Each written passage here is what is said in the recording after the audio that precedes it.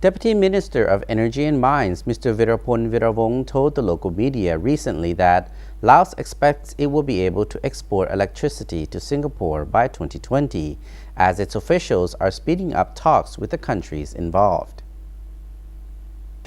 Energy it's like any other commodities that we do have different stakeholders.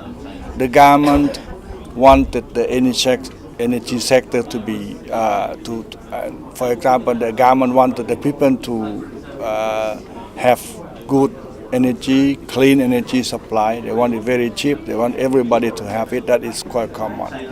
While the consumers, of course, want very cheap, very reliable, very good energy supply like electricity. Deputy Minister of Energy and Mines, Mr. Viraphonh Viravong, told the local media recently that talks were ongoing on the project in which Laos expects to export 100 megawatts of power to Singapore via Thailand and Malaysia's network.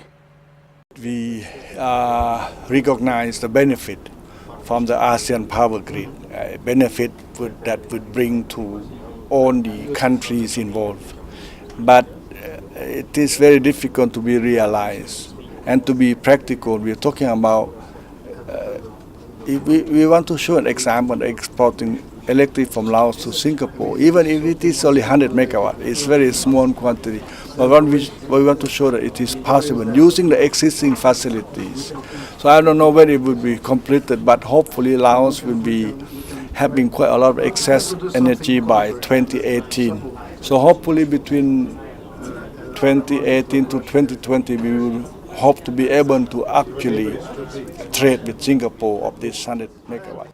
Laos, which has already exported electricity to its neighboring countries, is looking at exporting power to Singapore due to high energy prices there.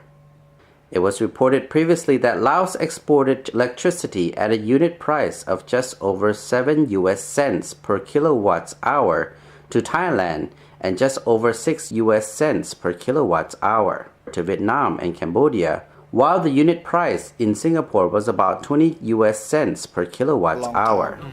It's to convince the people to establish, to get financing. So it would take some time, 7-8 years maybe, for any large hydropower project to be commissioned. So this is why, it will be a long process. That's why they want a connection with Laos first. Do you think they can learn? The Deputy Minister spoke to the local media during his attendance to the 5th Area Economic Research Institute for ASEAN and East Asia Editors Roundtable under the theme Turning Vision into Reality for a Dynamic ASEAN Community held in Vientiane. To me, there are two really important issues. One of them is to talk about the common challenge for the energy outlook for ASEAN countries, that we although we have different political direction, we have different economic development, we do have different natural resources, but we do have common challenge in the development or in the energy sector. That is, energy security and affordability and also sustainability of the energy uses. So these are the three commons, and I want to make it, even though we can be very different, but we do have common challenge that it will be easier to work together to solve the problem, the common problem. 2010, after almost 2 decades of planning and development activities. To make energy, specifically electricity, more affordable, the minister noted there were 2 key ways of doing so: the development of larger-scale hydroelectricity plants and ensuring the interconnectivity of the energy network. In the context of Laos, Mr. Viraphonh gave the example of the 1,000 megawatt Nam Thern 2 hydropower project, the construction of which was completed a few years ago.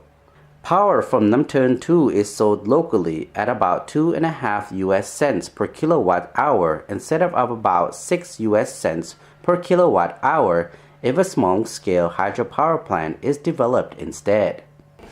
But of course, we do have different problems. We do have different issues to be discussed. The Deputy Minister added that energy cooperation among countries in the region was crucial given that Laos had high potential for electricity development. Thus, power imported from Laos would help its neighbors to lessen dependence in dirtier source energy, such as coal-fired power. Some 12,500 megawatts of hydropower from Laos would prevent 30 to 60 tons of carbon dioxide being emitted annually, according to him. According to plans, Laos is expected to develop 10,000 megawatts of electricity by 2020, and this will rise further to 20,000 megawatts by 2030, which will be much in excess of domestic demand. And about 95% of the power is exported to Thailand through a 500 kilovolt transmission line that crosses the Mekong River in Savannakhet.